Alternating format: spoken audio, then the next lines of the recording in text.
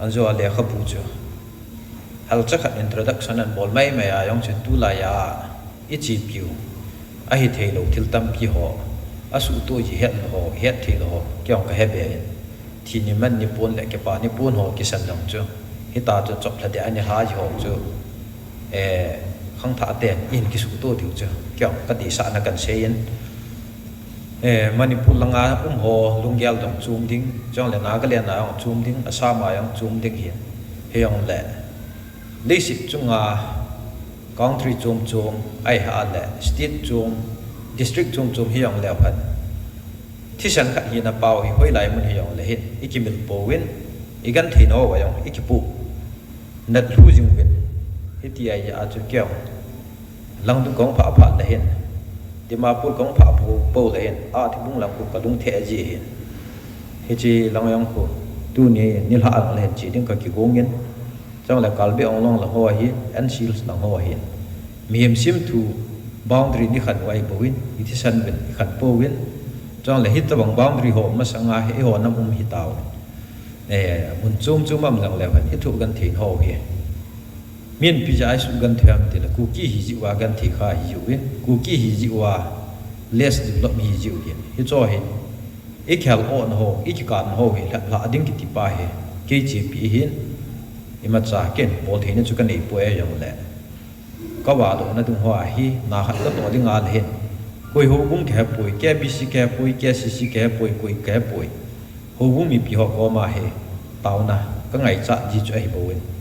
Dunia jang hi inam sungwa ka le tulum le le ken ka boi pi hi le hin jela thi mo ne nei lo dun hi ki ti le kha bu yang chu ini vat du ini sim du ka ta sanin chang le video a jang im mu du ka ta san la ko ki cha pa hi ji a alam lo hi la khel o ai cho ke su le ding ka ti hin chu ba na yang tu ta Manipur Central jela ho mi ho a hi na panga in sumi tang kheu thei ta lo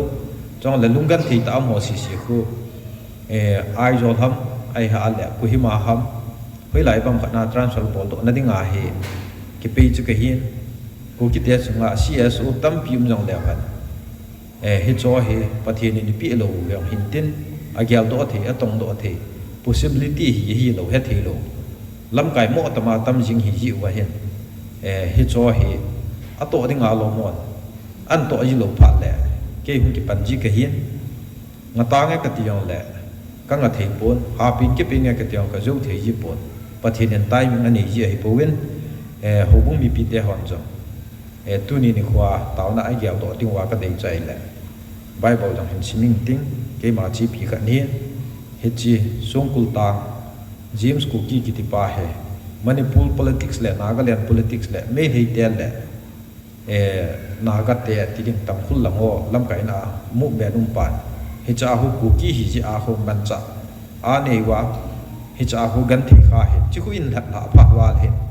i di na chu wa nui mua hum do tho tho ding ho ding ang ma chaw na am ding hin hi chi thu hoi ha sia si ha le min het do ya kha si hin ya si na hu chum diang chai pui ai yo le a to ji pathi ne i het na ding a he i la chong le hi chi lam pi chu ka jui the na ding a he tao na an hin kop tim ka ti ni he Bible chang kan han choi le hi chi thi mon nei lo lon hi a hu a zau tan lamentation kala bung thum chang som thum le gu thu tan na punga thu di ke he mong zong pa kai je a he su ke je thu tan na punga thu di ke he mong zong pa kai je a he su ke je hi chi chu lamentation bung thum chang som thum le gu mi hin to a pathin mit mua an ngol taw na di ta ki te pen chi ta pang ham ti pa he ka hin sim do nom ki nen he chi ho nam hi ik hal on ho hi ik that la ading hi tu pi pen hen he chi hon mi gam dei cha yong hi po win mi that wo yong hi po win min i bol gan the na wa ku na he ik hal do na ik that la ju diu i tu pen no chai ya chu he chi pathin thu ta ki ai ja he min na sa mai kwai wa ni khat le i thu hung ki hem thu the ti pa he ki nep la lu diu hin Isaiah bung som nga le gi chang sa ki he hu bung mi te ma sang ka sim do no bin he Isaiah bung som nga lagi chang buk chang sagi ka dei dol an ngol chu hitia hi nami hian naw khaw hem haw win lam di lowa na goi zo siu ngaw win chu le bol gan thei tho te chu jalen sa win gil kil te ne ke ho piu win wai chate in a hun sa un ani do te pon sil piu win na phung na chang pan pi ding thada hi un pathi ne e bon chawa ding in pathi avia din e pu pi kin han lang tu ni khwa e ho ding a an ngol taw na di ta chu thu gan thi thu o ike thu pin ho chu chu hin chong le sung kul ta ho alam lu hi la khel o hi cho jalian sa ding nga nai to pao i tolop mo chu sang so mam khat hi ayong le hi ta bang thu gan thi thu o chu i pi kha awai hon langa gan thi ta hin kui man wa le la khat sunga buin hoi ni liwa le chu hi cho ta bang chu pathian ding a an ngol taw na di ta chu hin hi chu chu e hon chu thil pha bol lam hin sumil po hitin isu pi hong gan thei de sa na i phungi chang in su mi ti san ki ba pi ho hong gan thia le chu ho ding a missionary na li pen he ti chu isu mel lo de hin hi chilang ding hon hong bui ji ti hong yang le manipur ga ma hoi la ya hi no pan sa na thei mam ai ha le Nagaland Assam hitil lang a chang ho he hui na tu han lang le hoi lai ki na pi wam ti hoi ken jang ka chi cha na he ilung phu ka ba ching kai chu hin pathin in nam pi lam kai ti ta in pi ni tiang le hoi lai mun am jong lew han i chan nu ki bang tho tho ding hoi lai mun am jong lew han i ki pa naw hong ki bang te te ding hi taun a chumil po hitin jong le tu chunga je lam ho me thei te lai mun ta am hi ai zol ham ai ha la ku hi ma ham khat na chun do ding hi ken National Human Rights Commission ko ba